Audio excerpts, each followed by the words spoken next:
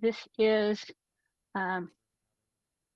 welcome. The Eastham Conservation Commission will hold a remote public hearing on Tuesday, May 14th, 2024 at 6 p.m.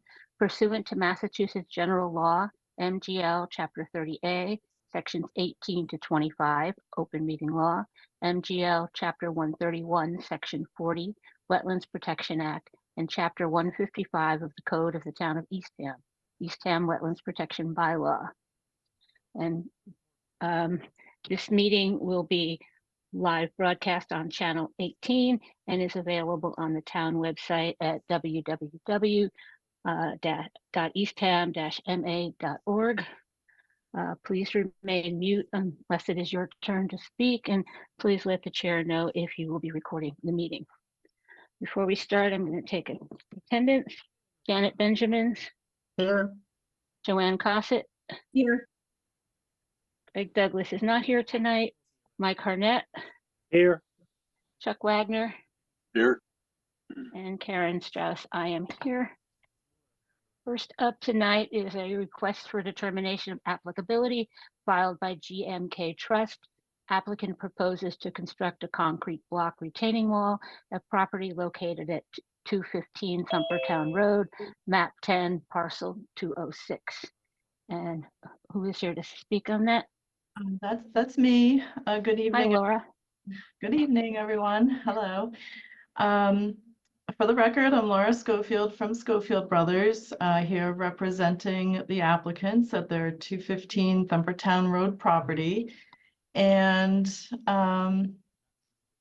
if I can share my screen, I was going to put the plan up while I go through my little summary of the project for everyone. You are set to go, Laura. Okay, great. Let me give this a try. It always makes me nervous, especially when it goes blank on all my screens. Can everyone see that? Yes. Okay, great. Okay. So this property is on the south side of Thumpertown Landing. And the property fronts on Cape Cod Bay. So for coastal wetland resource areas, we have the top of a coastal bank, which runs across the property right here. So the 100-foot buffer pretty much bisects the upland portions of this property. This is where the 100-foot buffer is to the top of the bank. And this is the 50-foot buffer from the top of the coastal bank. And the property is bounded by Eastham Avenue to this down here. Eastham Avenue is a dead-end private road. And the project is the construction of a block retaining wall along a portion of the southerly property line, as shown right here. The wall this part of the wall is proposed to be on the property. And the purpose of the wall is to just expand the width of the road in Eastham Avenue within the road layout. So to push this traveled way, if you will, over into this portion of the road layout. And the reason for that is this cottage and this cottage are very old Cape Cod cottages, and they just historically have shared parking in Eastham Ave. And by eliminating some of the soft sand here, it just will allow the these property owners to park a little bit more off to the side towards their property. And that just gives a little bit more space in the road, basically. There's also a little path here that's a community pathway to the beach. So that just provides a little bit more room in the road for everyone. So the wall will be constructed out of 2-foot by 2-foot by 4-foot concrete blocks that stack on top of each other. There was a picture of them in the filing. And the tallest part of the wall will be 3.5 feet, and then it'll just taper down with the existing grade. there's a mostly disintegrated split rail fence along the property line now, and that'll be rebuilt along the top of the wall once it's installed. The sand fill that will come out, there's not much of it, but there is some sand fill that will be removed, that will be taken off site. There is some Rosa rugosa, cypress spurge, and a little bit of beach grass that will come out for construction of the wall. And so to mitigate for that, we will plant some, a couple of beach plums across the top of the wall. The topography here actually slopes up towards the coastal bank, so we're not really worried about any erosion during construction. We have called for a limit of work, so some construction fencing to be installed right here just to provide a work limit. And at the site visit today, we discussed removing this part of the wall. So that is fine with the property owners. They were just worried about protecting the utility pole here, but no one has crashed into it since. So I think it'll be okay without this section of wall here. So we'll be revising the plan to show this section of the wall removed. And I think that's it. And I'm happy to answer any questions. Okay, thank you, Laura. I'm going to ask those who were out at the site visit to start with any questions. And Mike, you have any questions? No, I brought up the wall that was in the right of way. It's going to be removed, so I have no problems with the project. Okay, Janet? I don't have any problems. Also, Mike, as he said, brought up that section of the wall that would have been objectionable because it's in the right of way. So Okay. I'm okay. Okay. Laura, I think you can drop the site plan. There we go. And any other questions or comments from the commission? Joanne? Sorry, I have two questions just to clarify for my education also, since this is a right of way, the work that's done outside of the property line. What are the guidelines that limit or explain what kind of work can be done in a shared right of way? If you could clarify that. And then just curious what these concrete blocks are made out of. If I'm hoping the answer is yes, it's perfectly environmentally sound, but eventually all these concrete blocks break down. So I'm just curious what they're made out of so that we know that whatever they're breaking down into is not causing problems for the environment. Thanks. Yep, so this is a private road in Eastham, so the people on either side both own to the center line. And then it's just to create more roadway within the road itself. So it's just simply enlarging the traveled way. So I don't think there's any issue with that. And these concrete blocks are simply concrete, so there shouldn't be anything environmentally unfriendly about them.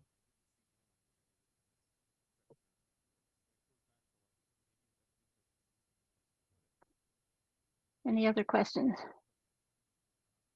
All right, so if we could have a motion for a positive 2A, the resource areas have been confirmed, and a negative 3, work does not require filing of an NOI with special conditions for 15 Thumper Town Road, as well as removal of the section of the retaining wall and mitigation as described.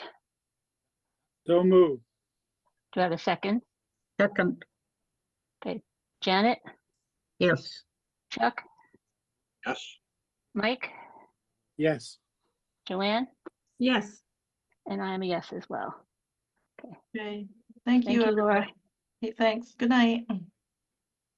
Okay, next up is request for determination of applicability filed by William Woodward for Joseph Singer.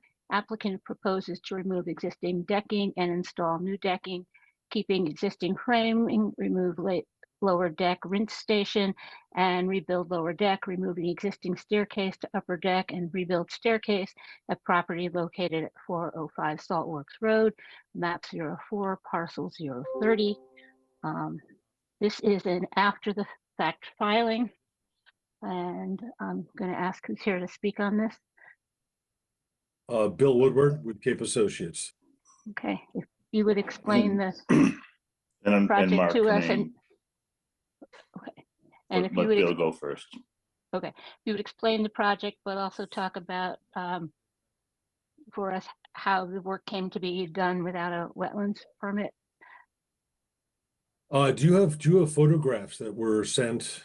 I don't have anything to upload, but do you have the photographs that someone can put on the screen to show the before and after pictures, or is that not? Do we have before pictures, Alex? I haven't seen before I think there pictures. was a packet of information sent.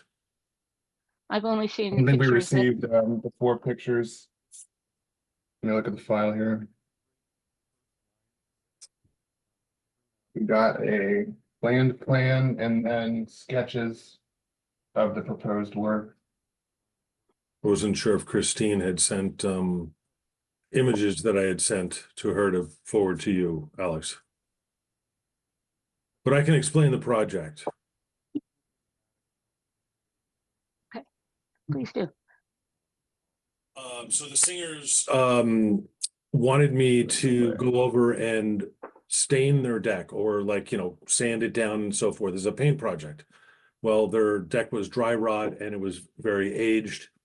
So I took pictures, spoke to them and said, your decking needs to be replaced. Your framing is fine, your footings are fine on the upper deck.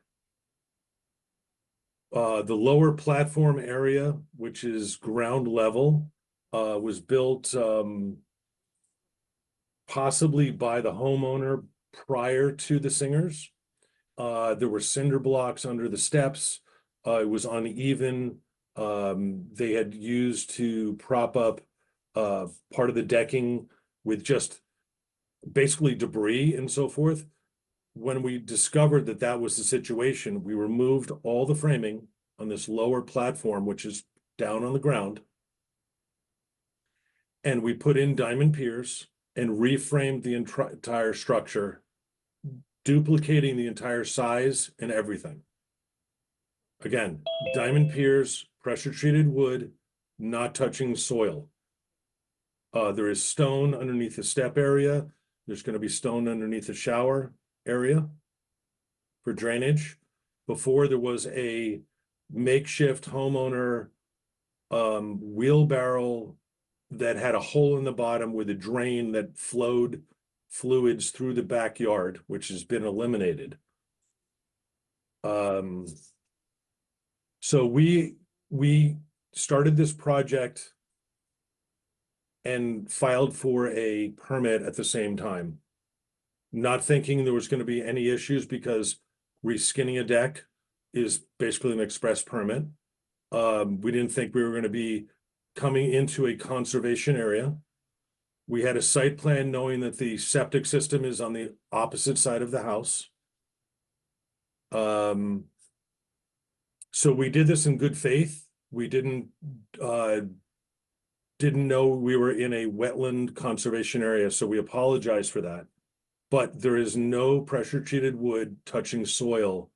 And I hope that one of you or Alex, you've been there to just walk and see what the situation is. And sort of that's the story. So thank you. So when you prepare to work on a project, how do you check to see if it might be in a wetlands area, or do you check at all? I'm just trying to figure out kind of how we got to this point a little bit more.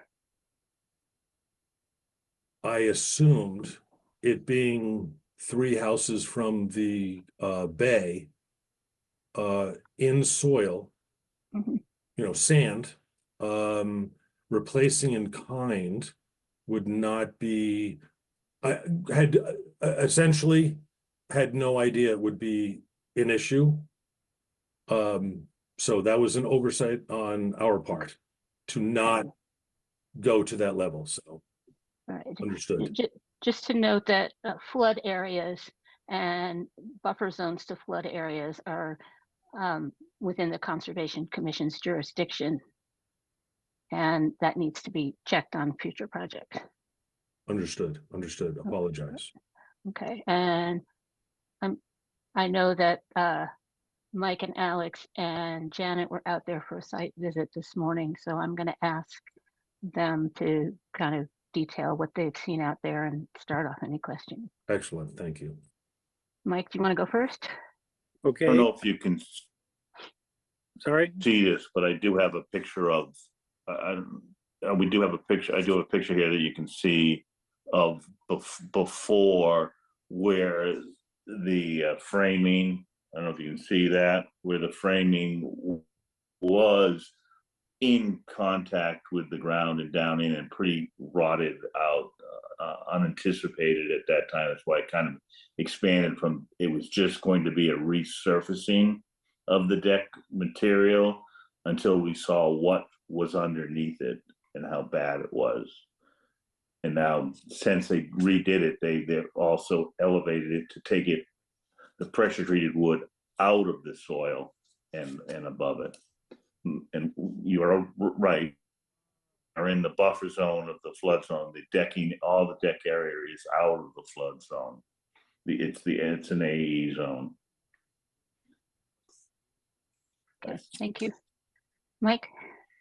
I was just a little confused because it looked to us like the lower part of the deck, while it was on diamond framing, whatever you call those things, when they backfill the soil, it will be in the dirt, in the sand. So There's no backfilling. well, so, okay, so the one on the, so you're looking at the house, the one on the right was elevated, that was great. And then, I guess the supports going up to the upper deck, it was a well put in frame, but that looked low. That's not going to be, it is elevated currently. It's a little couple inches above. That's not going to be backfilled. There's no sand going in there. Nothing.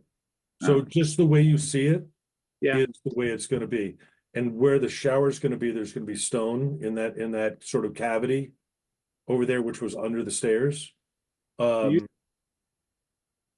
you think maybe you should put some, so in the future, it looks to me like if erosion will take in sand into that area, because it's kind of dug out where you put the bottom frame, you think you should put some stone around the edges to keep the sand out? That's probably a good idea, because again, that's a very windy, the road there. Yes, we could definitely talk to the singers and say that I think we should put more stone underneath and expand it out in that area. They were just trying to keep the natural environment of sort of it's almost like a dune that there's a house in kind of in that area. So they were trying to not have something look too fake, like their driveway is just sand. Okay, I mean, I agree. It was just, maybe the other two people who went there had a different impression, but it seemed to me that that one section, while well built, was low, and it would eventually fill in with sand. And then the wood would, it is elevated, but currently there's a little, like an inch or so gap, but that will come in contact, and then the materials in the pressure treated will leach out. And that's what we're trying to prevent. So if you put in sand just to keep, stone, just to keep the sand away, I think then it would work. I think that's a great idea. I really appreciate that suggestion. Okay. Because you're correct. So we actually built it, so it came out, the deck was, the platform was out, and then it dropped down 2 steps to the shower. So we actually just basically did the same thing, but again, I think we should dig it out more, put more stone in there to prevent any erosion. That would be my concern. That, other than that, I'm okay. Thank you so much. If I can show you these pictures here of exactly what you're probably looking at, where this is the area where the stone is now. You can see that. And the area where you're talking about, No, that's not it. where the stone, this is where the stone stops. You can see the edge of the stone stop, and in that area beyond that, under the stairs, is the area where you feel that we can fill that in with stone. Yeah, see, it's in like a little hole. Right, exactly. It's where the step goes down, like that whole area right there. So it's like, Mark, it goes from like the platform, 2 steps down to the shower platform.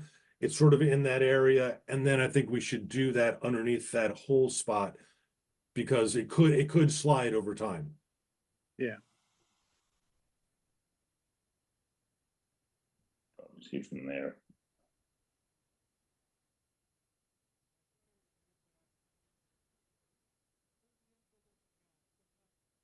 Is the sort of lower platform area where the shower is, and that would be no problem to stone that area and actually probably bring it out, you know, a foot or so beyond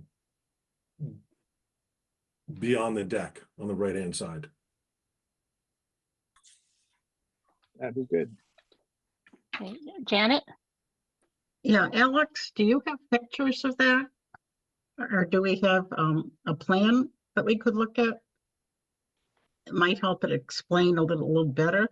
I have some pictures on my personal phone, which I could potentially email to myself and then. I Because could what share, Mike is talking about, that lower deck was already in sand. It was in contact with the ground. Yeah, it was the southern portion of that lower deck that was coming into ground contact. Yeah. That's this area right here. Right. Oh, it's hard to Was- see from that picture. Yeah, I think it's filled in since they took that picture. It was, the sand was higher. Yeah.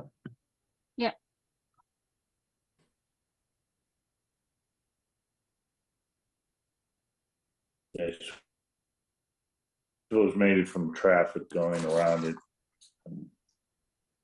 I guess my main question is, if there is no pressure treated wood touching the ground on Diamond Piers, and we've done nothing other than duplicate in a deck framing on a lower level to code, and being said from Michael to add stone, which is a great idea.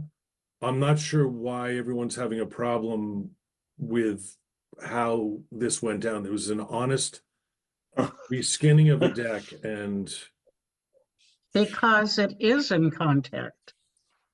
Currently. That So lower it's- deck, at least half of it is in contact with the ground, even though it's on pilings.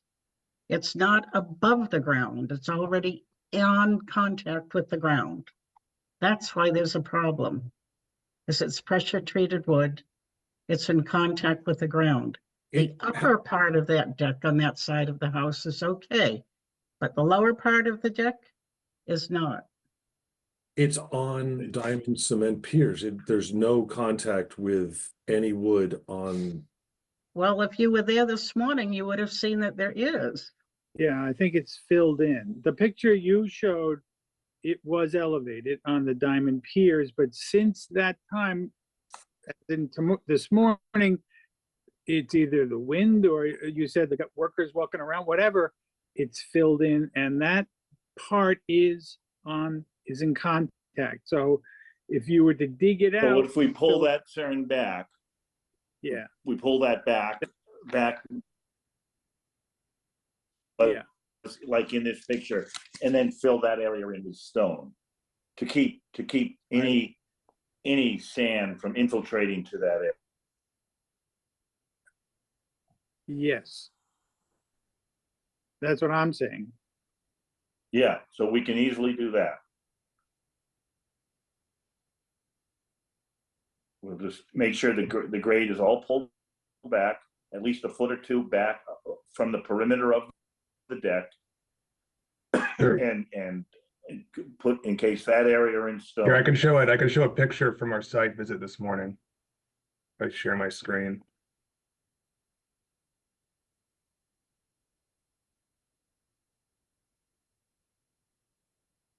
Can you see that?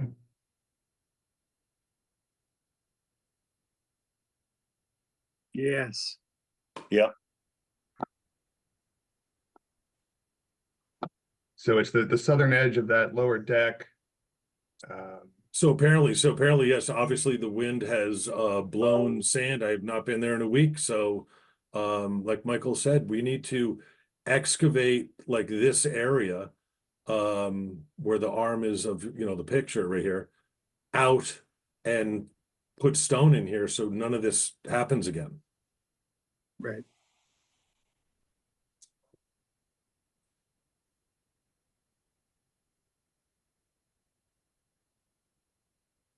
Any other questions from the commission?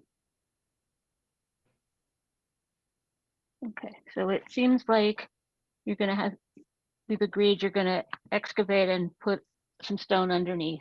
The filing itself doesn't mention stone at all. So just to note. Okay, so if you do that, and we're noting that there is stone under other parts of the decking. If we could have a motion to approve with a, let's see, this would be a, sorry, so this would be a, sorry, I lost my notes here for a second. This would be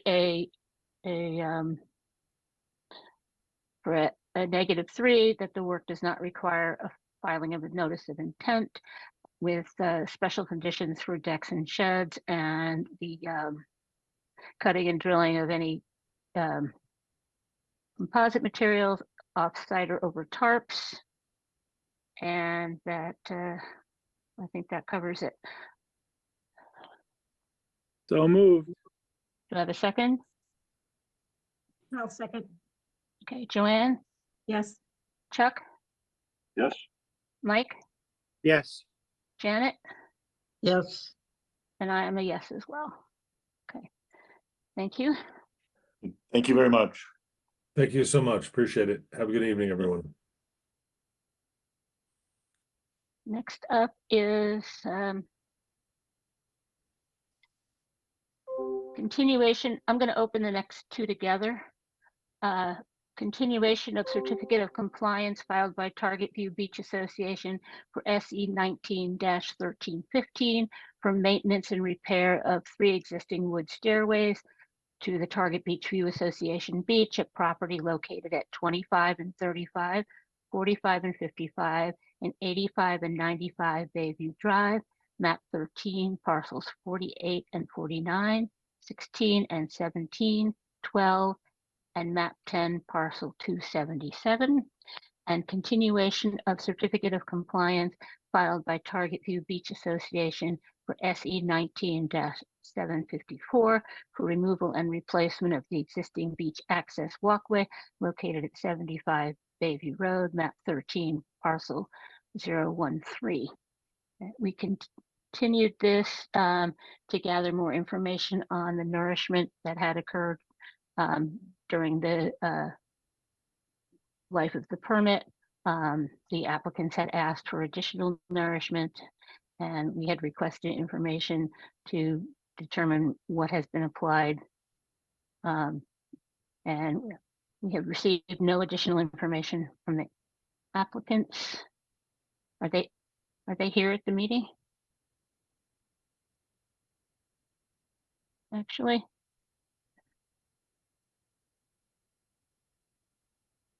They don't appear to be, no. okay, so that makes it hard to have this discussion. Have you heard from them, Alex? Not since the last meeting. Okay. So we could table this and see if they show up later and Does that make sense? Or we could just continue it to the next meeting. I suppose we can continue this to the next meeting. All right. Do you need a So- motion? So if we could have a motion Yeah. to, Where? What, Eddie? Okay. if we could have a motion to continue this to the May 28th meeting. Mike, you're muted. Oh, Move to continue to May 28th. One of them is here. Oh, we're they are. here. We're here. Okay, you are, okay. Well, Can you hear us? thank you. We can hear you now. Okay, we are very naive when it comes to this. We haven't, We don't Zoom very we don't much. Zoom a lot Ah. anymore, so I Okay. apologize, but. we Well, we're thought glad we you could were join on. us. I'm very glad you could join us. Oh, I'm glad we can too. And literally can.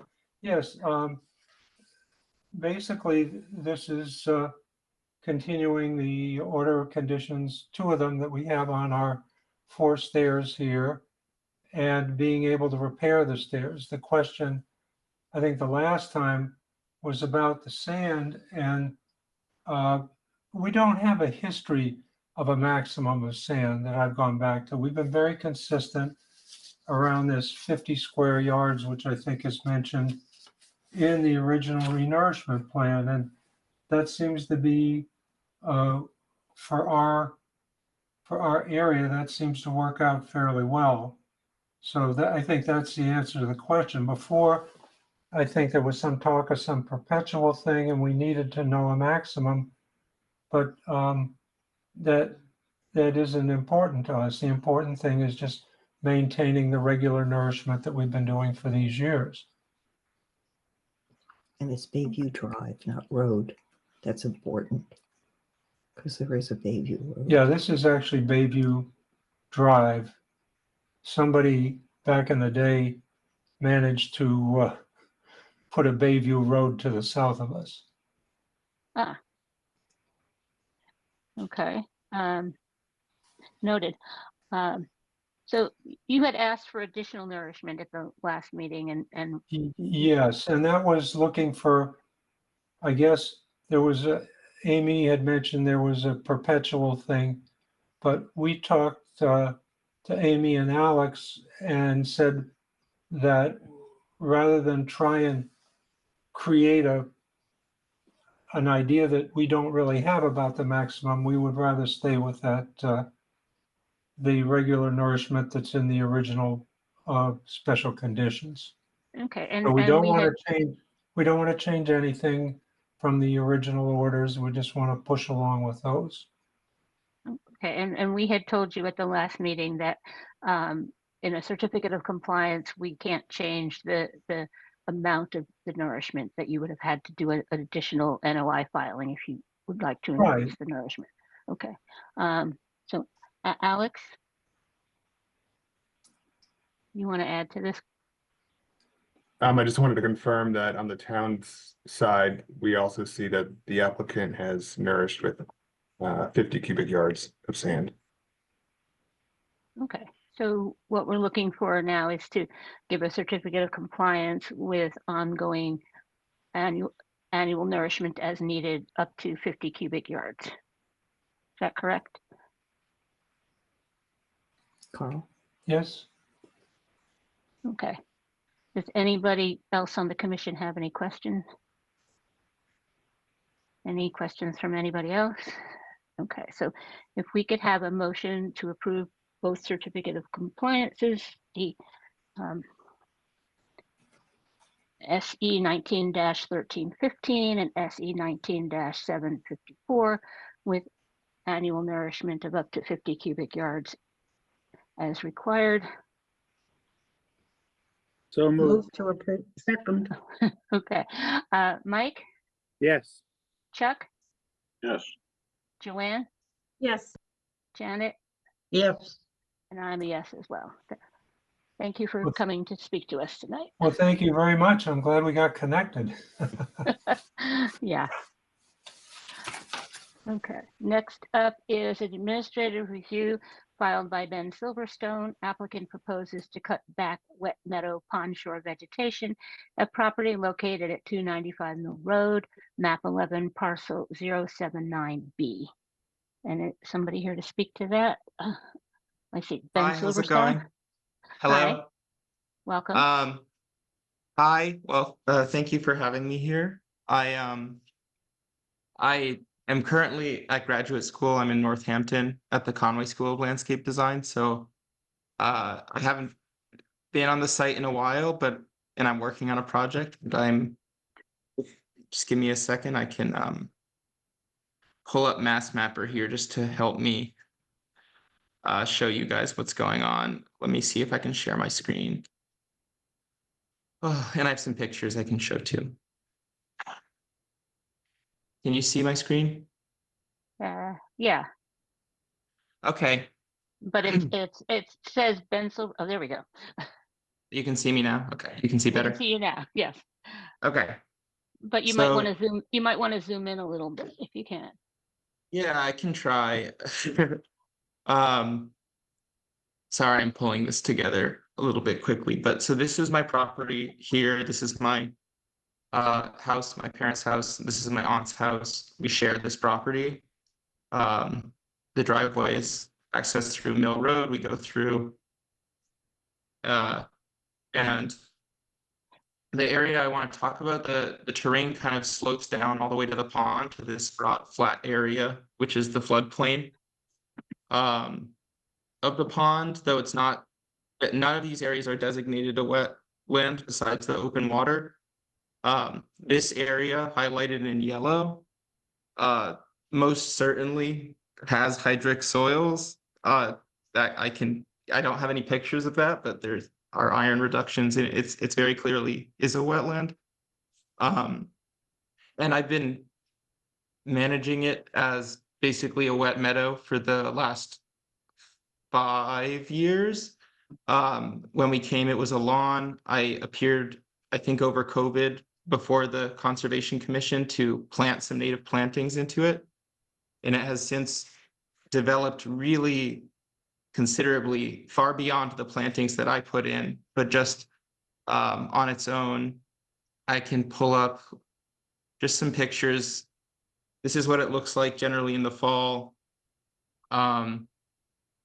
There's swamp white aster, there's swamp beggar ticks, this is earlier in the spring, a lot of smaller rushes and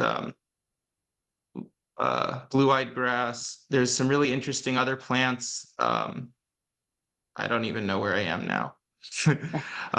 There's a bunch of interesting other plants. This is the picture of the area flooding periodically, which tends to get rid of a lot of the, tends to sort of break down a lot of the thatch that builds up in the meadow. But usually by the winter, you end up with something that's pretty dense and thatchy. And normally I leave that over the winter. But I've been every couple years trying to sort of simulate a fire by mowing through the area and raking out the thatch. And that allows some of the plants that are a little bit more finicky, like Virginia meadow beauty and some other plants, these guys, to come up and not be smothered by the thatch, because it would otherwise succeed into a shrub swamp, which is great. That's my property is surrounded by shrub swamp, but I wanted an area that's a little bit more earlier succession for pollinators and stuff. So that's basically the spiel. And I didn't realize until I wasn't able to do it this year, and I had to ask someone else that the approval to plant out the wet meadow didn't include maintenance, and that I need to appear here to get that proved so that I can continue doing that. And I just wanted to sort of explain why I did that, and I'm happy to answer questions. Yes. Okay. Thank you. You had me at the Virginia meadow beauties. I love those. Yeah. it looks like you've planted a really interesting wet meadow there. With a Yeah, nice I mean, I diversity didn't of plant plants. that. I planted some shrubs and swamp Uh-huh. milkweed that came back only for Mhm. 2 years, but these things they were already there in the seed bank. Mhm. Well, they seem to be thriving and it looks Yeah. beautiful and provides very good habitat. Mhm. So you're wanting to do an annual cutting of this? Is that what you're saying? Yeah, I think it's kind of something that I judge kind of on the fly, but I'll usually cut it back to some extent every year, or I'd plan to, but there are some areas that I think that are covered in dewberry that may not really need it, or that Mhm. areas that might need it every 3 years with more raking. So I kind of rotate areas a little bit. But yeah, generally every year there's a little bit of alteration of that. And, over a 3 or 4 year cycle, things get Mhm. kind of raked out. Yeah, Yeah. Yeah. Otherwise, they definitely do tend to uh, get subsumed by other plants. So, exactly. Yeah, the greenbrier and the poison ivy, which there's plenty of around here. So Mhm. they're great plants too, but yeah. Okay. Alex, you had something? Yeah, I mean, I think Ben's been a great steward of this spot, over the years, and I'm surprised by the biodiversity in such a small area. So if the commission's open to it, perhaps there could be a condition that allows for ongoing maintenance of this area, perhaps on an as-needed basis.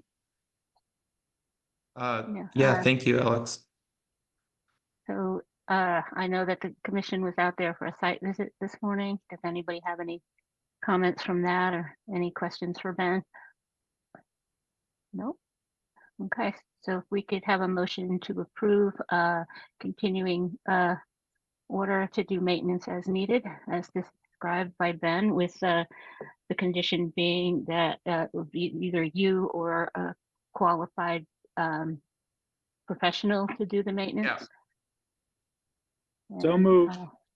okay, Second, okay. Chuck, Yes. Mike, Yes. Joanne, Yes. Janet, very impressive, yes. and I am a yes as well. And good luck and enjoy. Thank you very much, guys, and hopefully it will expand as the years come. I just need to convince the other residents. So thank you very much. Okay.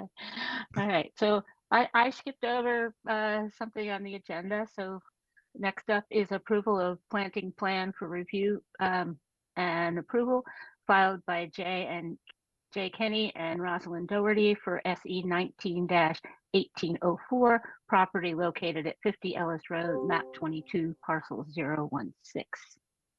And who's here to speak on that? Do we I'm have somebody? here. I'm Kathy Bradford, landscape architect, and I'm representing Jay and Rosaline. Okay, so if you want to walk us through the planting plan?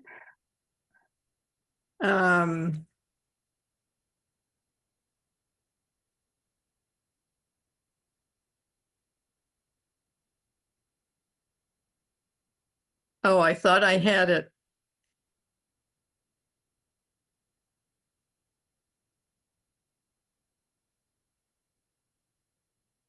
Do you want, I can put it up on the screen for you, or Alex can? If you don't, I thought I had it on my screen, but I don't. Oh, wait a minute. Can you see that? Nope. Hold on.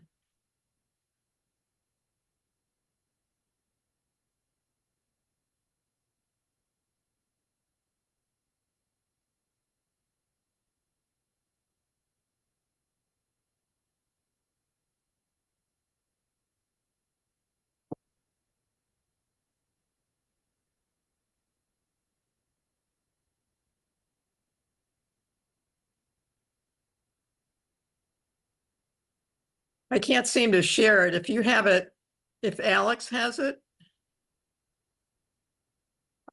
Yeah, let me pull it up real quick.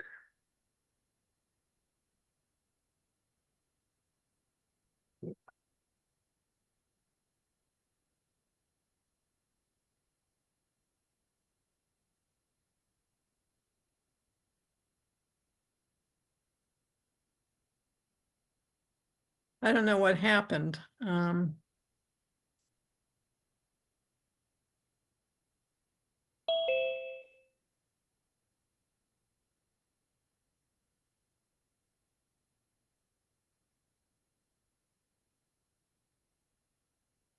Can you see this? Yes, I can see that. Okay. You want me to start on this page or the other page? Let's go to the one by the ocean. Okay.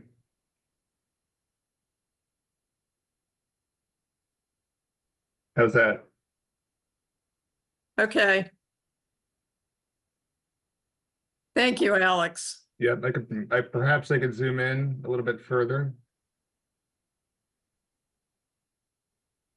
There we go. That's probably as good as I can get. Oh, that's fine.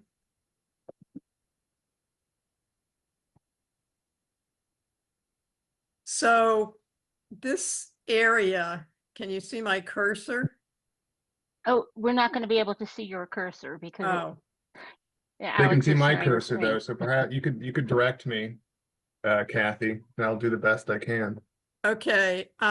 So where your cursor, where Alex's cursor is the mitigation planting area. So it's essentially the white area on the bottom of the drawing.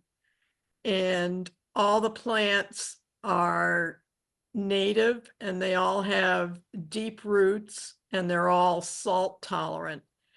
So if Alex wants to start where the PAC is, the 18 PAC, that is,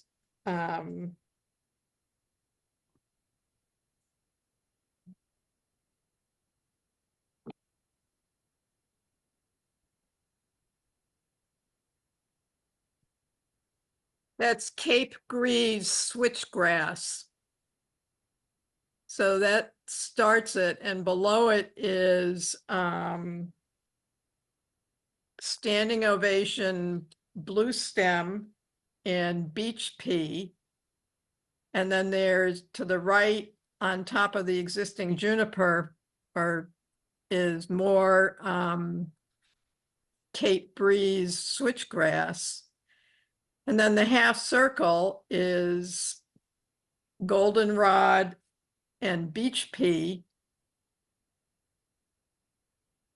And then there's where it says mitigation planting plan, there's more standing ovation blue stem and more beach pea. And then in the area that says ARU, it's all bearberry because we could not find the sandwort. So I substituted more bearberry. And then to the left of the walkway is grass, lawn grass.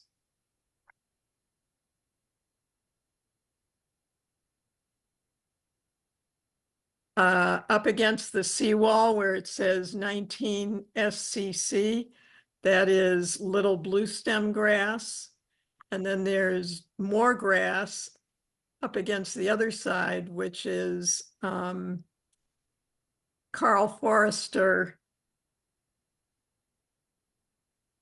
reed grass.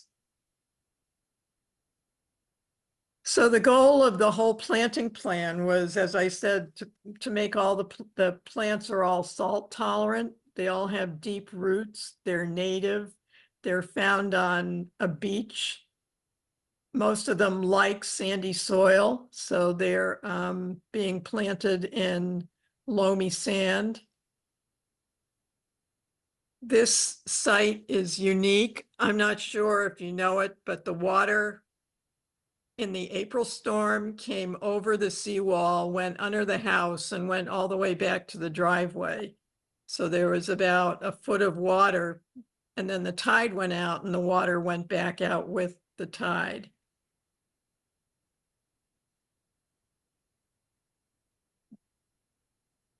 I don't think that surprises anybody because the whole property is in the AE flood zone Yes. and that area tends to get wet. So, So the reason you're looking at this plan is I found out that there was a new conservation agent, Alex, recently. So I called him up and we talked about the plan.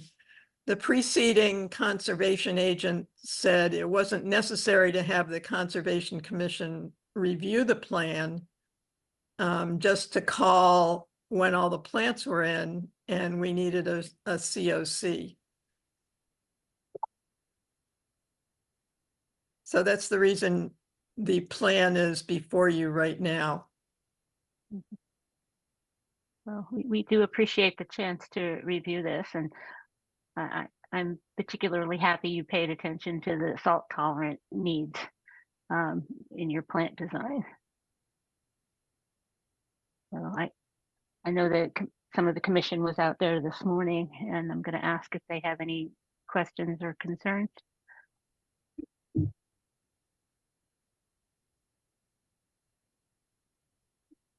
Janet? I don't have a question. I don't have a concern. I was favorably impressed. And I thought it was very fortunate that they put that house on pilings.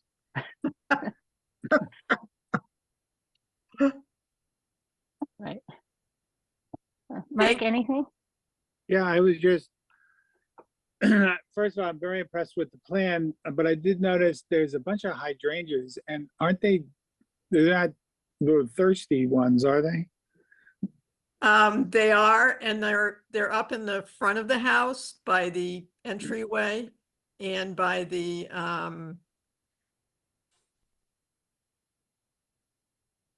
soil absorption system area. They are doing irrigation. The irrigation is above ground in the back of the house on the ocean side, and then it's in ground in the front of the house. So they will get water. Is that out of our jurisdiction? The whole property is within our jurisdiction. No, because we generally don't favor in-ground watering systems. It's above ground to get it established. Oh, it's a temporary thing? Yes. Oh, okay. So they're in the back. That's all right then. Mhm. But I'm going to interrupt. You did say there was an in-ground watering system as well? Well, they had to put, they've got pipes in to connect the above ground. Where are they located? Toward the circle or on the back side of the house toward the cove? They're on the front side of the house. In the front. That should The have 100-foot been, buffer goes through the middle of the house. Getting further well, out of our jurisdiction. No, the entire property is an AE flood zone, so the entire property is in the jurisdiction. According to the map I'm looking at, the flood zone does not get up to the house. She just said the whole thing flooded up to the driveway. So I think it No, is. I understand. I'm just telling you what I'm looking at on the map. Yeah, okay. Because the house is elevated, so everything would go right under it. Well, I'm looking at Mass Mapper, and the whole thing is flood zone. BE and AE, depending. OVE. And Yeah, the velocity goes up, velocity flood zone goes up to the dwelling, and then it's AE. and it's AE, which extends across Ellis Road up to Old State Highway. Right. So everything should have been permitted. Town map is out of date. Which map is out of date? Maps online. Ah. Aren't you? Yeah. Is it? So the order of conditions was approved back in 21. To put in, And then we filed for a in December this year.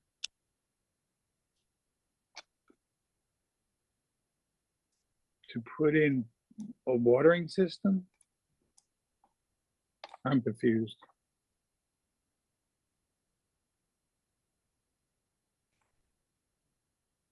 So are you saying that the watering system was approved? Above ground was approved. Yeah, that's pretty standard, but, and so there's no underground pipes going into a watering system? There's underground pipes coming from the water supply system to a above ground system. Oh, so it's something like you can screw your hose into? Yes, Okay. So then it's really there's pipes, you're just moving the water connection out further, but it's like a standard. Oh, Right. okay. Right. All right. there's a hose bib. Yes. Okay. Okay. So I think that's it for my questions. Anybody else?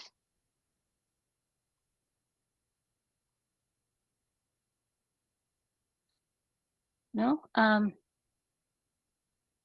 Okay, so if we could have a motion to approve the, I'm sorry, Alex, you had your hand up? Alex? I was just gonna comment that the planting plan is thorough and I don't have any concerns with it. Thank you. I think the commission seems to agree with that a lot of work went into that, and I think we appreciate that. Mike? I do have one thing. I think in the notes, you said that the planting plan is as it is, but it may be modified by the installer. Are you planning to update the planting plan map if that does occur?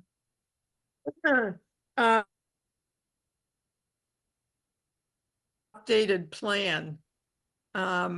Because there was one substitution of a plant and then another one we couldn't find. So I substituted bearberry. Oh, that was it?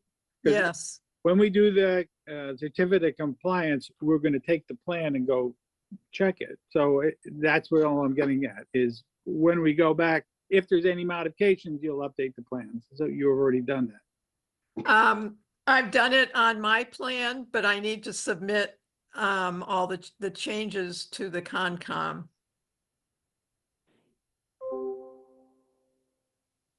Okay. Alex, do you have anything else? No, sorry, I just forgot to lower my Okay. hand. Anybody else? Okay, then if we could have a motion to approve the planting plan I'll make so moved. and a second. Second, Mike, Yes. Chuck, Yes. Yes.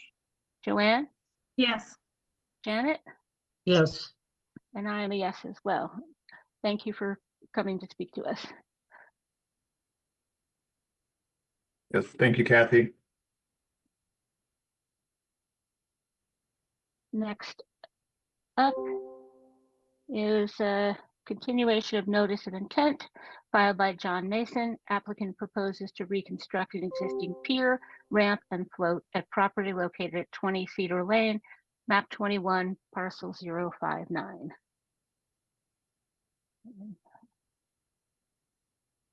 Can you hear me? Yes, we can. Okay, this is working. And we Yes, can see you as well now. Okay, so yes, this is Mark Burgess with Shorefront Consulting. representing Mr. Mason. I believe he might be on the line here somewhere. I'm not certain. Okay, so as a result of the last hearing, Shellfish was going to go out and do their own independent report, which they did, and I have a copy of the results, so I'm assuming the board has a copy. I'm assuming that the general consensus is what they found is pretty much what we found. Again, just briefly, this is the reconstruction of an existing licensed and permitted pier, all on the same footprint, just a different design using fixed sections and much less piles to support it. I was asked to put a stake out there at the beginning of where the access, where the dock landward of mean high water meets the grade. And I'm under the understanding that a couple of people went out there today to view just that. We don't recommend walking on that dock at this point. So the plan was also revised at your request to change the float stops from 18 to 30 inches. Note 14 was added to state that the float is removed seasonally and the proposed method of removal being from the water. And that note 15 was added to state the requirements for equipment storage. So the revised plan was submitted, and I believe that should cover everything the commission asked for. So I'm open to any questions. I do want to thank you for addressing our concerns and those of DMF. We did get the Shellfish report from Devin Nunez, the Shellfish constable, and he definitely confirmed that it's an active quahog habitat. So we're clear on that. I think I'm pretty good with it as it is. The only thing is that we have been asking for some shellfish mitigation on all dock work in Town Cove, which would be 50,000 quahog seed that the property owner would cover the cost of, and the shellfish department would distribute at the completion of the project. Now, how much does that cost? Alex, do we know? As far as the cost of the seed, I don't recall off the top of my head. If you give me a minute, I might be able to find an email from Stephanie when we were conditioning this for the last dock. I mean, it's more of a curiosity for me if it's and just as a matter of just clarification for me, is that somewhere in your bylaws? Because I have another project eventually after this. It is not, but it's how we've conditioned the most recent dock filings, including the one right next door at 15 Cliff. I understand. Because the work will have some impact on the shellfish beds as you install the new pile. So, while Alex is looking at that, does anybody else? Sorry, Madam Chair. Well, that's where I was going to go next. So I know that I'm going to ask the commission if they have any other questions, comments, concerns. Janet? I didn't notice this last time, and I apologize, but it looks from the plan that there's a 6-foot wide walk path through the marsh. Usually we don't permit a pathway that's that wide. So can someone comment about that? I had not noticed it last time. I apologize. Well, it won't be there anymore because we're going to go over it. The dock extends landward 6 or 7 feet over the marsh until it meets grade. So nobody will be walking in the marsh anymore. Okay. That was the only way to get there before, but and it was the way it was permitted. But no, we've improved the access by extending it all the way back to the land. All right. Thank you. You're welcome. Any other questions? Janet, are you done or, oh, okay. Alex? So for 2024, R3 Quahog seed was $23.22 per thousand. So 50,000 Quahog seeds would come out to $1,161. Okay, fair enough.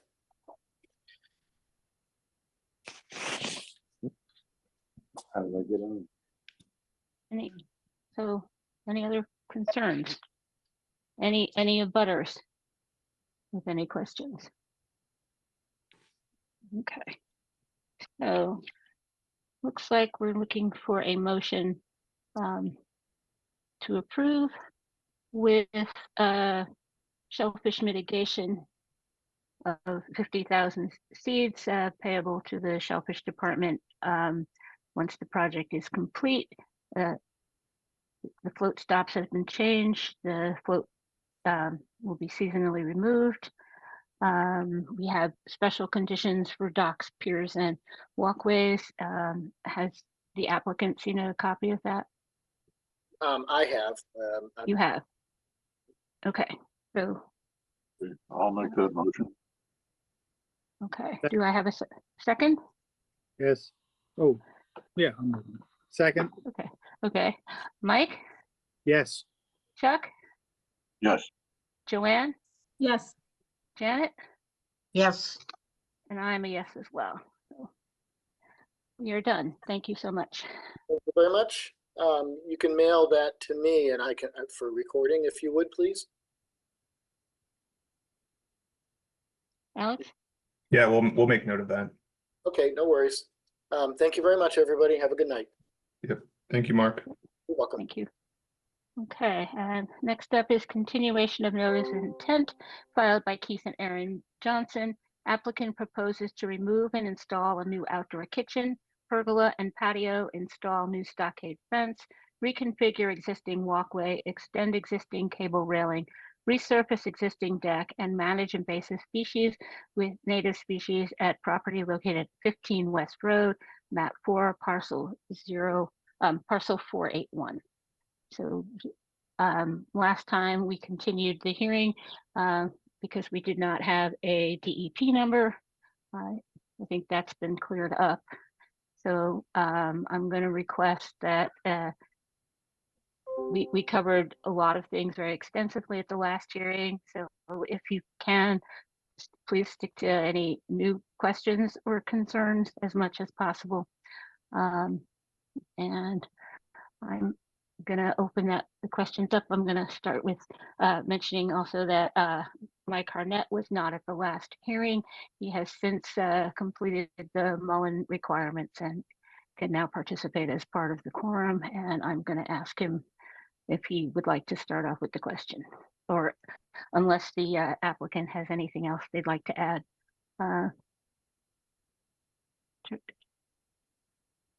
Teresa or Hi, hi guys. Caitlin, hi. No, that's nothing new. Okay. Thank you. Yeah. Mike, I know you're going to have some questions. Well, I don't see the need for the herbicide, the Trichlor. Other than that, I'm okay with everything else. That's all. Not really a question, it's just a statement. Okay. Anybody else? Okay, anything from the abutters? No, okay. So, Hello, can you hear me? This is Roger Anton speaking. Okay, you were one of the abutters. I'm going to give Yes. you 2 minutes. For Yes, any no, comments. just very quickly. I appreciate the time you gave me the last time. I abut to the one side, to the north side of the property, and I had emphasized our concern about the herbicides used because they're used frequently, and it's a problem because of obviously the porous nature of the area and our well and so on and so forth. But I won't repeat what I said the last time, but obviously we feel very strongly, since the original order in 2013 did not specifically did not include that kind of thing. We're concerned that that would then be added because, again, the system, the sewer system would put it, or the system was put in next to abutting our property at the time. So we obviously have great sensitivity to that as well. One other notation, if I could mention, I believe in the north, the northwest corner, there is a triangle where, again, in the 2013 order was to be left undisturbed. And I believe that the plans are not to touch that area at all. And I would ask that that be included in the order so that it can be noted that that is there. I don't want to have to fight this battle each time again. It was left that way at the time because of everything else we sacrificed in terms of everything else being basically taken down. So I'd ask that you codify that in some way, which is already, I believe, on that plan, if I'm not mistaken. I know that's what we had discussed at the time. So that's all that I have to say. But again, the other thing is, if at the very least you're planning on using herbicides, most of, I believe all of it that you actually needed is on the south side, on the other side of our property near the public walk. And that at the very least, you don't use the herbicides on the other half of the property, at least, because that's the only alternative solution I have. I just wanted to mention those things for your consideration. Thank you very much. Okay, thank you for your comments. I'm going to just address a few of the things you said as we addressed them at the previous meeting as well. The 2013 order gave work conditions for that specific project. It did not include a permanent no disturb area in that area you describe as the triangle. And it did not include ongoing in perpetuity orders concerning herbicides. It addressed the conditions for that particular project. That project was completed and I believe a certificate of compliance issued.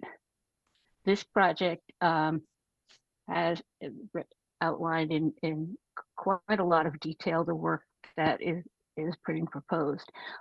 It was noted in the previous hearing, and we made a very big discussion about it, that the triclopyr would be used only on the Asiatic bittersweet, which is on the opposite side of the work area from your property, on the other side of their house. So it's pretty much as far as you can get on the other side of away from your house. And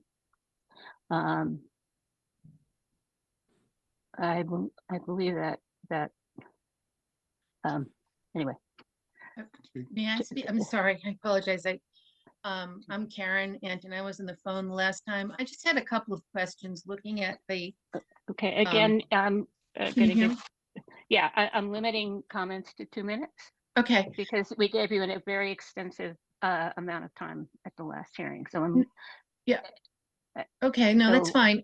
I'll be short. It's just a couple of things. I noticed that in the description of what is to be done by the herbicides used, please correct me if I'm wrong, but it seems as if this is going to be a continuing practice. It's not just once. It's going to be done multiple times a year over several years. That's how I understand the application to read. And so my question is regarding the herbicide that's proposed, given the porous nature of the sand dune, as opposed to, say, using a herbicide where there's actual, earth that is not as porous, is there a consideration as to the level of effect, the strength of it? And second, just in general, you know, these are small lots, so it might be on one other side of the property, but you're talking about like 100 feet. So it's really not like we're talking about we're in vast acreage here. So unfortunately, what concerns us is for this not to have an issue in terms of its environmental impact, it has to be done absolutely perfectly. And I think that's kind of a hard thing for anyone to do. So we're just wondering whether herbicides can just not be used at all. I don't understand why. I understand what was said about the stability of the sand or digging it out, but it just seems to me that once you start, it's never going to stop. But Okay, so Teresa, you want to address? Sure. I don't want to belabor this, but we have done this kind of project quite successfully. We've been doing this for 15 years. We carefully cut and apply the herbicide to the cut stem. This is not industrial agricultural use of herbicide, which I think is probably what most people understand as far as use of herbicide. This is simply a tool. It's one tool. Triclopyr is the active ingredient. It's a very low percentage. We use a surfactant that is wetland approved. So that it does not have any adverse impact on aquatic life at all. And we're doing it cut and wipe very carefully. It's a significant amount of labor. Keith and Erin Johnson want to be excellent stewards. They want to maintain the privacy between their property and your property as much as you do. That's why we're planting so densely on the north side of the property. And as you and I discussed extensively on the phone as well, why we looked at that one option for potentially requesting a deck on the north side and then abandoned that option because we understood how important the privacy is between the two properties. Unfortunately, Asiatic bittersweet is a very difficult invasive plant to manage. If you remove the root or you try and dig the root out, you leave a small piece of root behind to get 10 other plants in its place. Shrub honeysuckle, multiflora rose, other invasive species on the site can be managed mechanically. They can be literally yanked out of the ground, but we are also trying to be very careful of disturbing soils on this site. We don't want to do extensive grubbing. This house is very close to the top of the coastal bank. Our goal is to move back from the top of the coastal bank, plant the top of coastal bank in order to stabilize make sure that the bank remains stable. So overall, everything that we're proposing to do is really about protecting the coastal bank. Of course, there is the goal of the Johnsons is to also have a comfortable living space, which is why we're moving the patio away from the water, moving it back. And they also would like their privacy from you to the north, as well as to the association pathway to the south, which is why we're planting extensively. If we are to plant and we do not manage that bittersweet will completely inundate the new plantings and all of that planting will not survive. So that's why that is the only reason why we're proposing to remove the bittersweet. Poor wildlife habitat quality, and we want the native vegetation that we're restoring to have a chance to get established and survive, because we know it is going to do the best job of providing wildlife habitat as well as stabilizing the area. So that's our overall goal. no, I appreciate the goal, and I mean, Johnsons are great neighbors. We don't have an issue with what is being done. I mean, that's not the point. The point really is just the concern and the fact, as I guess you just indicated in a way, because I was talking about this with my environmental coordinator here in New York, and he was saying, you know, he raised a few points. And so I'm just saying, perhaps from what you just said about the maintaining or making sure the bittersweet doesn't come back. So does that mean what I think it means, that this isn't just going to be a one and done? This is going to be never one and done. It's never one and done. It's going to take some time to get the bittersweet under control. It's been left out of control and it has severely damaged all of the vegetation around it. So we will cut and wipe, and then we will monitor. And if we see any of the bittersweet returning, we'll cut and wipe it again over the course of the 3 seasons. The permit's good for 3 years. This does not mean that we're going to be coming back in broad foliar spraying multiple times throughout. I don't think you're going to do that at all.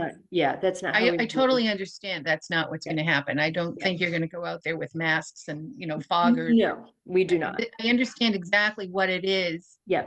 that you're proposing. I'm just saying, and I'm sure it's obviously very well intentioned for all the different reasons that you're giving. I am just raising the point, unfortunately, that even if things are quote unquote approved by the EPA, I've done enough environmental law to know kind of what that means.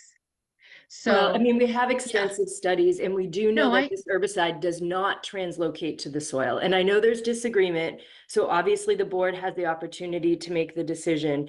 We make this recommendation simply because we know we will not get the native vegetation reestablished. It will not be sustainable. It will not be sustainable long-term if we don't take care of the bittersweet. And the only other way to take care of the bittersweet is to come in there with a mini excavator and start digging it out. And that is not appropriate for this particular location. I appreciate what you're saying, I guess, and I do, and obviously you're the expert here. I'm just saying, I'm just voicing my concern because they're very close properties. Understood. Got the well, there's all kinds of things. It's, there's no way you can establish that there's a cutoff for anything that could seep. I mean, look at, landfills. I mean, this has Sure, it's happened. really, So yeah, it's difficult. That's all There's I'm no saying. way for us to say that bittersweet is not going to come back in. If there's bittersweet on your property, it's very likely to reinfest this property. So we monitor, and that's built into our land management plan, so that if we see, after we get the initial invasive species management completed, if we see bittersweet coming back in, we can hand pull it. It's at this point, it's not at the place where we've got an extensive root system. We really need to remove it. Ideally, everybody would remove their invasive vegetation and would get native vegetation reestablished, stabilize our coastal banks, improve our wildlife habitat value, but we can deal with one property at a time. So this is the tool that we have for this. No, I appreciate it, and I appreciate your explanation. It's just, those are my concerns. So you're saying going forward, if bittersweet happens to occur on our side of the property, you're not going to be using the cut and the same method? We will only be treating the bittersweet that's on the Johnson's property. We are not going to be going onto anybody else's property. So No, that's not what I meant. I meant if indeed, as you just noted, if the bittersweet on our property causes bittersweet across the line to the Johnson property, what are you going to do about that? That's why once we get the initial invasive species management under control, we have monitoring built in. We also have monitoring reports built into our land management plan. So we'll be submitting monitoring reports annually to the Conservation Commission so that they're kept abreast of what we're doing, when we're doing it, and how we're doing it. And then if there's any kind of like a bird happens to eat some bittersweet on fruit on your property and drop seed on the Johnson's property, we can catch it immediately and hand pull it. Okay, we're just concerned about herbicides, so. I completely understand. We are as well. I mean, we're restoration ecologists. We're not proposing to damage the ecology of the resource area. We're proposing to protect it. And one of the ways we do that is by removing the invasive vegetation, restoring the native vegetation, and then monitoring it and making sure that the native vegetation has an opportunity to thrive, which it will not if we do not address the bittersweet on this site. I understand. I don't want to prolong the conversation. I know it's limited, but again, I will just say, I do hope that if this herbicide used on bitters only on, it's far away from our properties, little distances that is. That's what I'd like to say. So. Thank you very much. But thank you. And thank you for your comments. We appreciate hearing them. Janet, you have something? Yes, I stated last time that I have an issue with the herbicide being applied also. I certainly like the idea of getting rid of things that are invasive that move into other areas.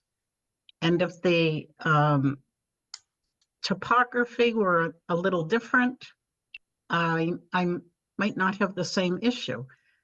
I don't know about the hydrology of the area.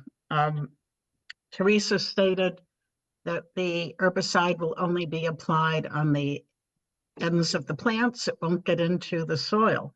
But if it does get into the soil, there is a life, I believe, of a day or two. I don't know how long it would take that to reach the neighbor's yard, which is very close. So I have definite concerns about it, as Mike does. Can I make a couple of observations, please? Okay, go ahead, Chuck. Groundwater in this area moves from east to west and bumps into the saltwater wedge right underneath the houses, and the fresh water leaks out onto the beach. It doesn't flow south to north. It doesn't flow north to south. It flows east to west from high ground to low ground. Oh. And triclopyr has a half-life of 30 days in the ground. If it's exposed to water and it's exposed to light, it's got a half-life of 1 day. So it's possible, anything's possible. You know, somebody could dig a hole and dump a can of triclopyr down into it and it would get into their water, but otherwise it's exceptionally unlikely that it's going to get into anybody's water well, because the water well is further to the east. I appreciate that, but I still, it's scary to think, even if it's a 1% chance, as a doctor said to me once, you know, that's what you have to worry about. So I'm still very concerned. And I don't think I appreciate all the good faith and the reasons for doing whatever, but I'm still very concerned about the insecticide. And also, quite honestly, I'm surprised that the Johnsons aren't more concerned. They have young kids and pets and dogs. So it's no insecticide herbicide is good, frankly. Okay. Not in this kind of area. It's such a very fragile environment. I mean, you can't think of anything. This is really it when it comes to trying to avoid things like this. I mean, that's unfortunately the reality. So, Okay, but there's thank- nothing, it's not my decision to make, obviously. Okay, thank you for your comments. We're going to be moving along here. Joanne, you have questions? Yeah, actually, I wanted to suggest maybe we move along. It sounds like everyone has their opinions mostly set. For me, it's the decision between a potential major disturbance to the coastal bank and using what appears to be one of the more safe herbicides to remove the bittersweet. So I have my opinion. It sounds like everyone else has theirs, so perhaps we should move forward. Thank you. Well, thank you for listening. I appreciate it. Okay, I'm going to suggest that somebody might like to make a motion to approve with the condition that the herbicide be limited to the bittersweet on the, is it the southeast side of the house? Right, that the herbicide be limited to the southeast side of the house, and that the standard single-family dwelling and landscaping conditions apply. Would somebody like to make a motion to that effect? I will make that motion. Is there a second? Second. Okay, so Joanne, Yes. Chuck, Yes. Mike, No, Janet, No, and I am a yes. So that is 3-2. The permit is approved. Thank you, everybody, for coming to speak to us, and we thank the abutters for sharing their concerns as well. Thank you. Thank you. Thank you.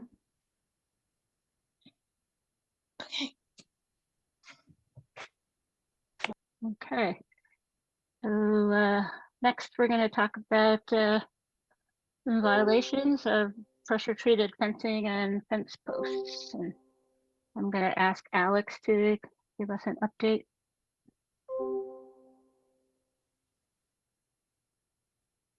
And get us started.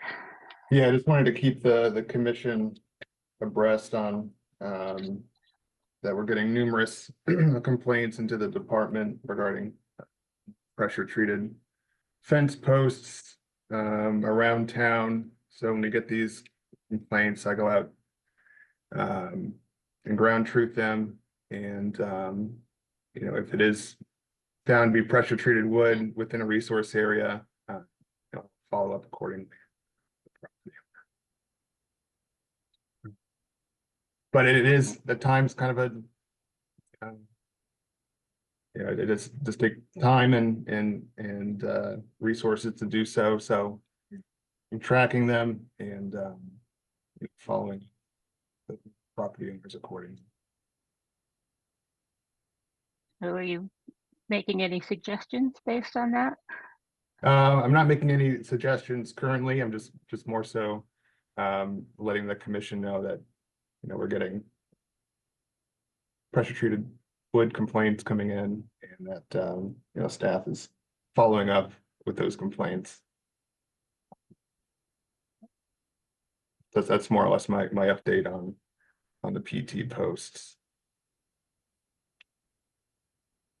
All right. I guess the question is how we're going to deal with, I guess what seemed like very small matters.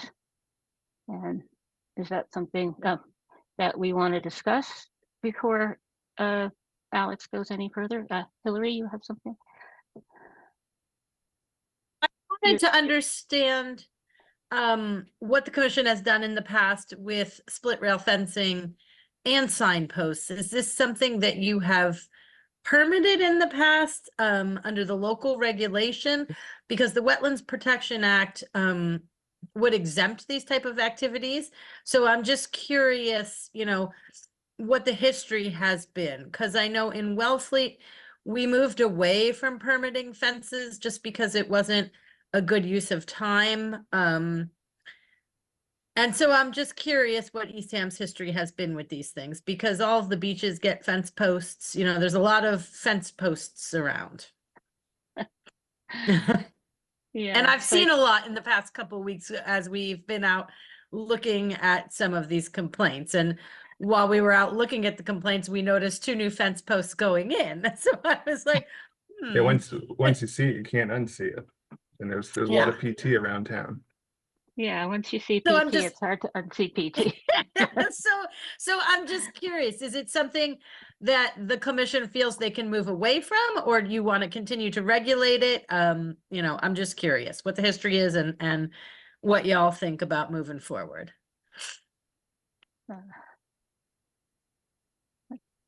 Okay, Joanne, go ahead.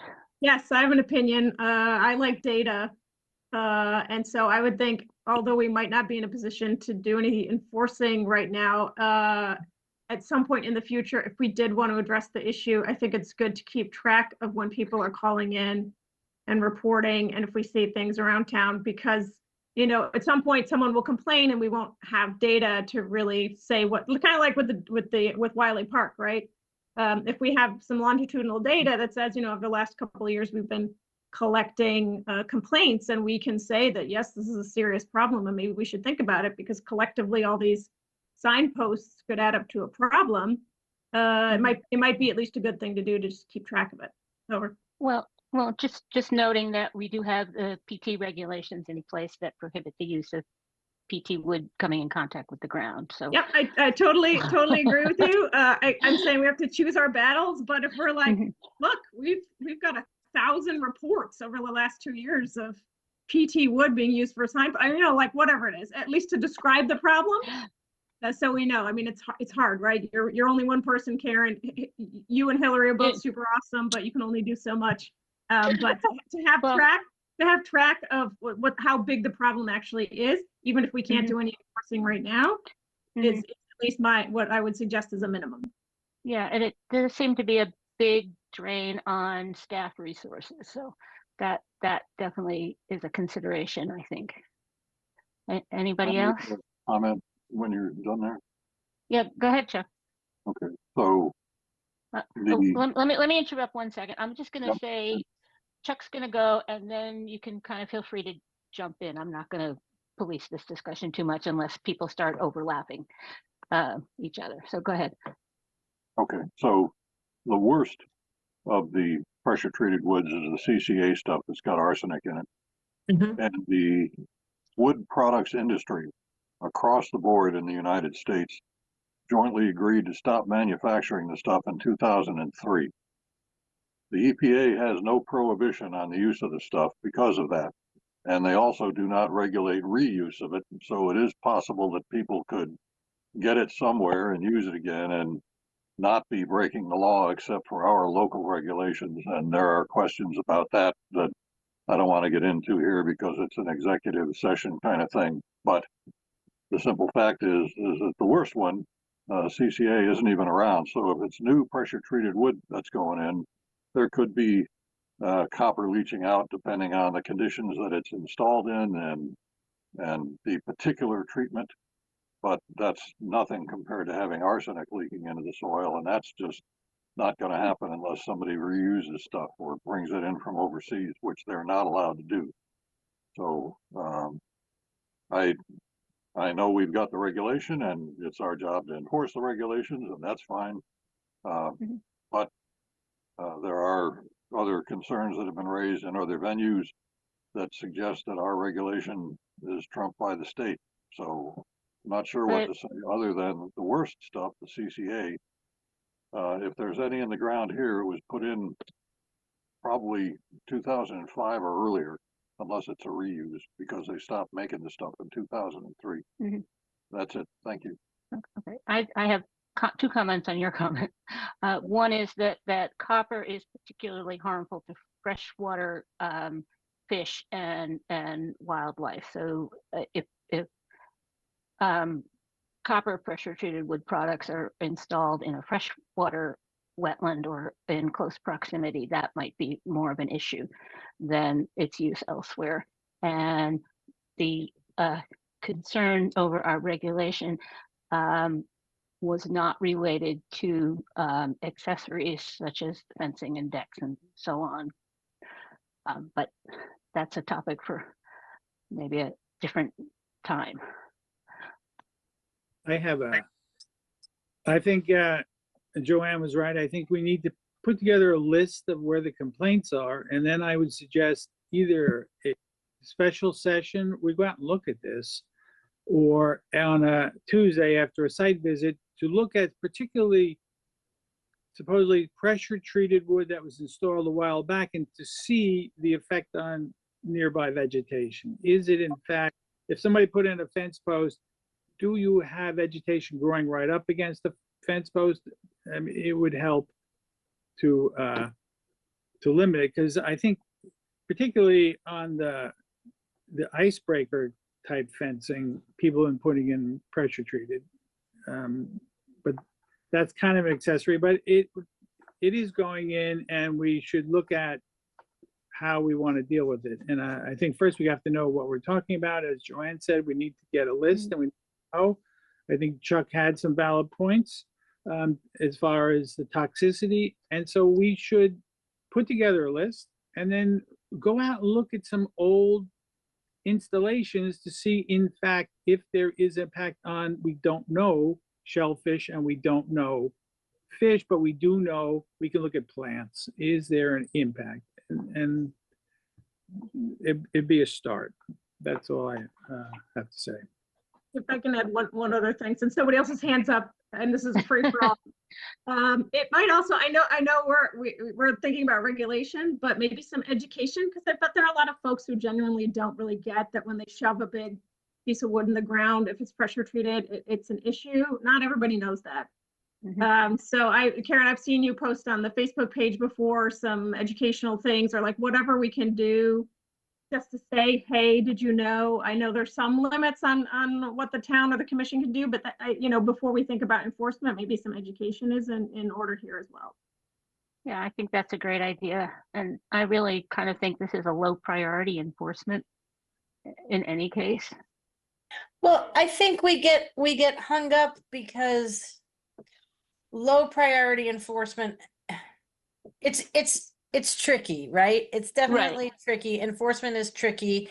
And my opinion has always been we enforce equally across the board. So, a fence post is a fence post, a piling is a piling, CCA is real bad, ACQ, questionable. So like Alex and I know where all these complaints are.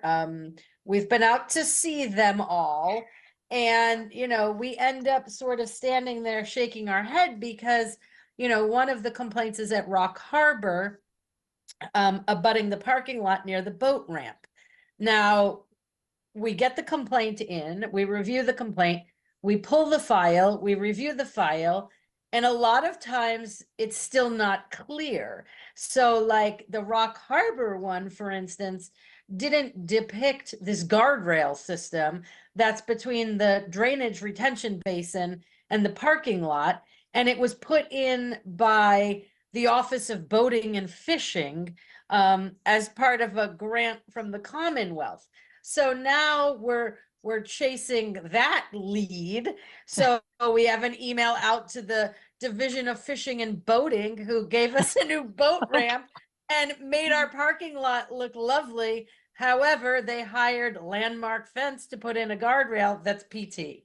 So like now we're in another holding pattern. So these complaints and this enforcement is tricky because yes, it's incorrect, but what is the detriment of it to the universe as a whole? Like, and so we can't really go too far down that road because we have a regulation on the books and our job is to enforce it. So it doesn't really matter what Alex and I think about the effects of this on the environment and the time we're going to put into it, because a complaint is a complaint and enforcement is enforcement, and we need to do it across the board. So I think we've been careful in our approach to treat all of these complaints the same, no matter who committed the complaint or how the complaint came into us.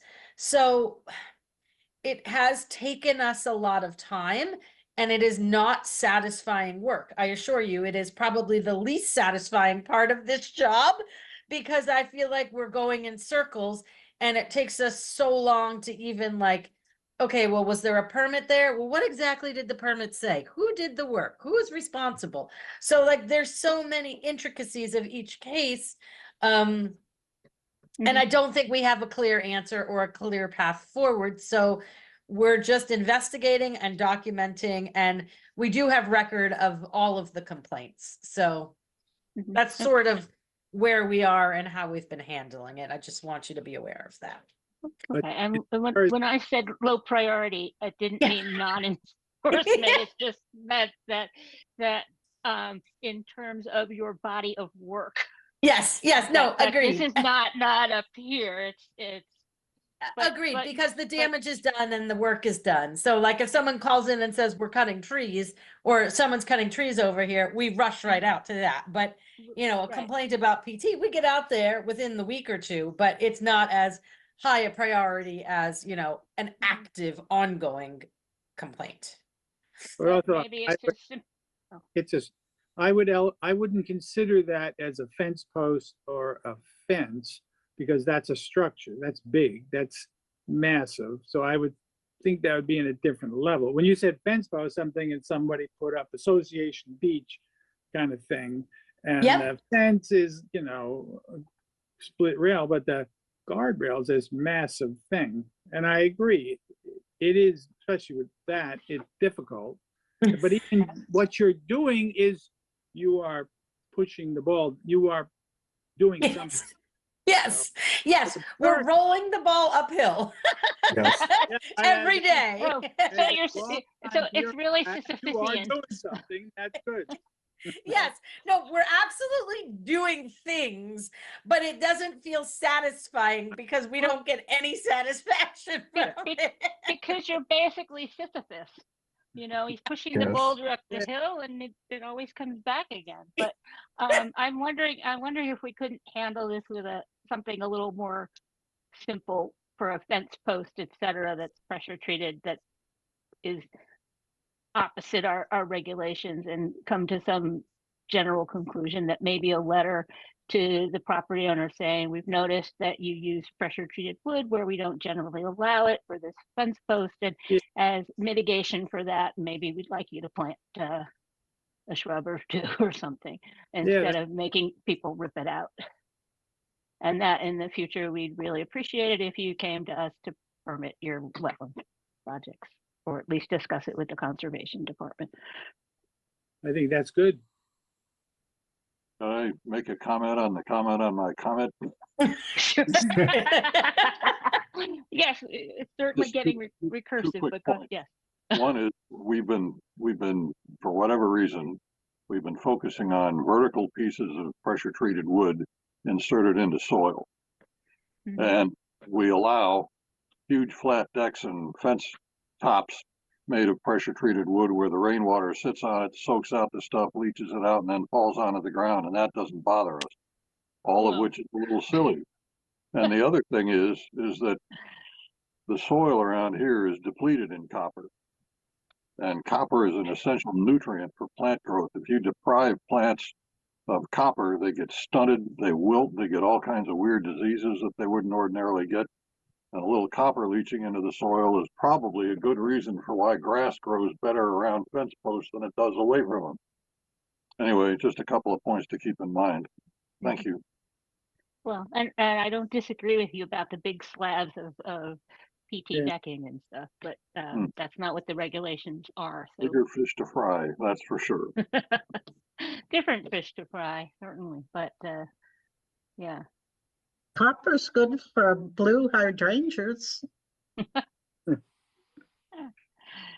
Yeah, because otherwise they bloom pink, I think, or is that alkalinity? But anyway, so what do we want to do? Maybe just go with a simple letter Yeah. and a Okay. Yeah, I agree with that. piece of mitigation, and leave it at that, I think so. and leave you guys to take care of it and report from time to time. Sounds reasonable to me. Thank you. Oh, but one thing, while we're on fence, I think Thumpertown Beach lost another section. I saw somebody dragged the dead pitch pine between the two posts. Thumpertown Beach lost a section of, They have the ice break fence, so there was a big chunk, I sent pictures. There was a chunk missing on one end. Now, when you come down from the stairs, there's another big section of the fencing missing. Somebody put a pitch pine across. okay. It'll be down behind my house in about 3 months. You can come down and get it. Every piece of pressure treated wood that's gone into the bay from Wellfleet down there is right down here. There's the fencing is down, which I think that's pressure treated, but I don't know. So some of the new, I was at the floodplain discussion Zoom on Friday, and I think one of the things that they're including in the model bylaw and regulations is that all of those pieces of things like stairs and fences and so on that wind up as beach debris should get labeled with the property owner so that they can be traced back and any damage be charged to the person who owns the fence or the stair section or whatever. Yeah. I believe Or Truro I- does something similar to that. Yeah, Is that right, Hillary? also it wouldn't necessarily be a bad thing for them to be able to, if they could come and somehow collect some of their missing parts and put them back in if that's what seemed appropriate, rather than starting from scratch. I support. Mhm. Yeah. So next, I guess we're looking at very quickly the vehicle on Campground Beach that was in Yeah, front of so on, Short Left Road. On May 6th, there was a car that ended up on Campground Beach. I went out the next morning and there was no damage to the coastal bank, and the outgoing tide had washed out all the ruts, but it appears the car accessed the beach through the area where contractors use to for sand nourishment. So there was a gap at the end of the parking lot that allows for vehicle access onto the beach. When I talked to the police chief, he said that there was a severe language barrier between the police officers and the occupants of the car, and a lot of confusion. So it didn't appear that the car being on the beach was deliberate. It seemed to be an accident. So that being the circumstance, I guess the commission is agrees to not take this any further as far as issuing any violations for this. But I would like to have a conversation with the DPW to see if there's a way to perhaps put a seasonal chain over that section of the parking lot, just to prevent, any future vehicles from accessing the beach when they're not supposed to. Yeah. Yeah, because that ramp are all year. Even during the summer, that ramp is there. Nobody used it. People walk Yeah. down. But, Right. Yeah, chain would be good. Yeah. Also, none of the beaches really have a sign that say no driving on the beach. Yeah. Yeah, it's true. So I don't know. Are there other similar areas at other town beaches that would have the same problem? Yeah. That's a To good. look at that, if we're that's a putting good in one chain, question. we may as well look at the issue. I know campground's the main access point for nourishment.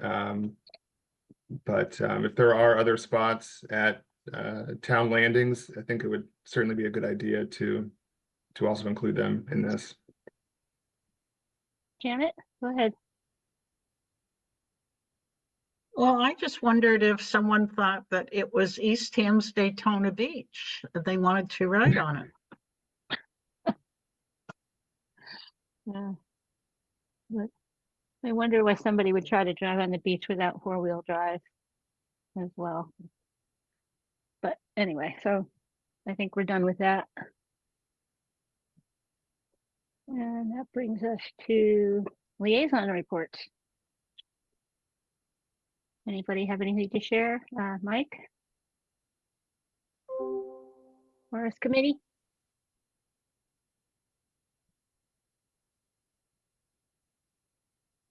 Did he freeze?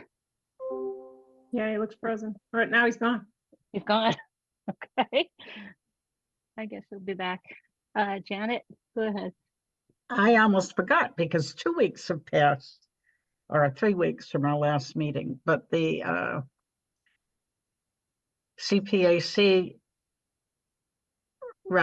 reviewed the proposed 5-year plan that they have been working on for a few months, and a few changes were made, and the final will be presented at our June meeting, I believe.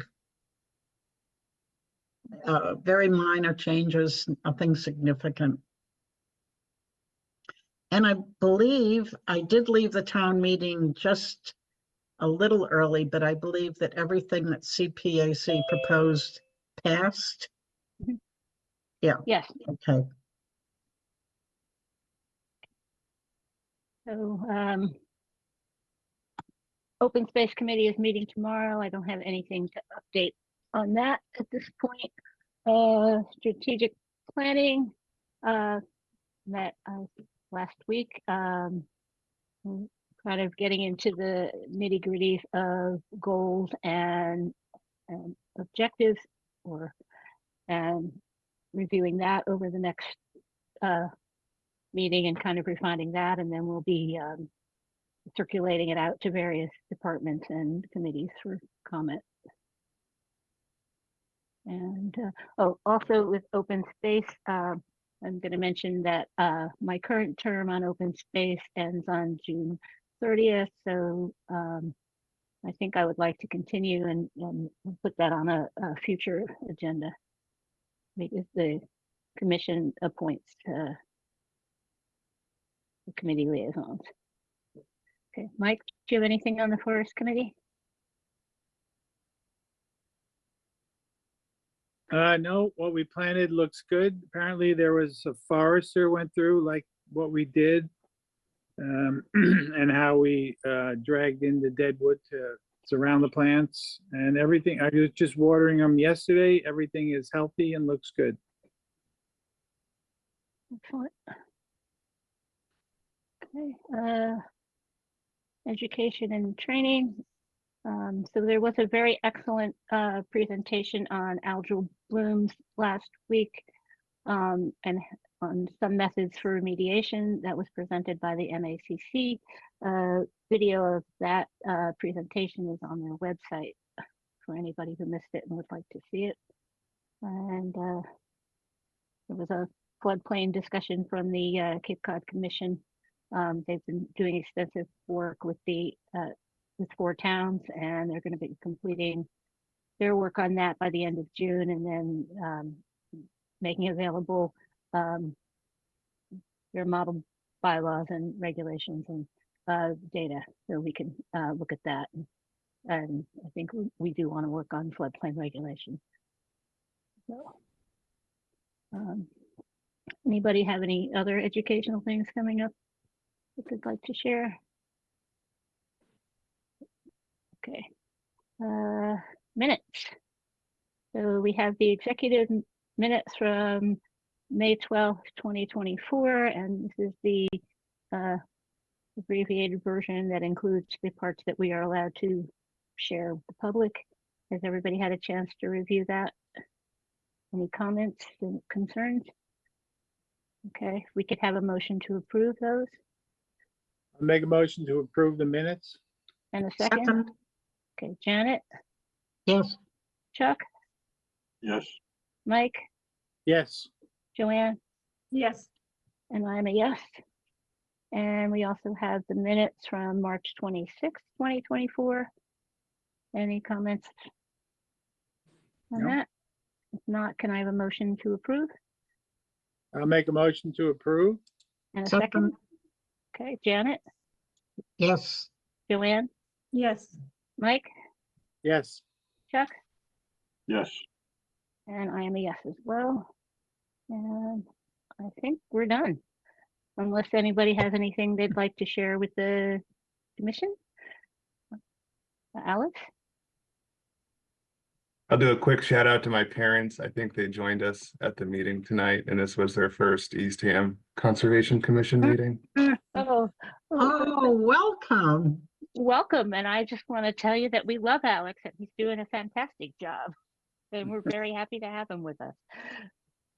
And I think everybody will second that. So, Can I do a shout out too? For Sure, why doing not? community shout outs. So you all should encourage your friends and family to go see the High School Musical Pippin this weekend. It's playing up at the Wellfleet Harbor Actors Theater. Tell your friends. My son's the sound and lighting and stage manager crew, so you won't see him, but you'll, if the sound is good and the lights are good, there's good. But go see it. Support your local actors, and thanks for letting me mention it. Was a crew of one? No, there are a couple of them. He's gonna be. I'm very proud. He's gonna be. You know, the, what do you call him? The manager next year. He's only a sophomore, but yeah, they've got a good crew. And I hear they're shaping up, so they should be good. All right, very good. Okay. Congratulations. Thanks everybody for all your work. Thanks Wayne, Amy, Hillary, Alex. And we are done. So can I have a Yes. motion to adjourn? I'll make a motion to adjourn. And a second? Second. Okay, Chuck, Yes. Mike, Yes. Joanne, Yes. Janet, Yes. and I am a yes as well. And see you guys in 2 weeks.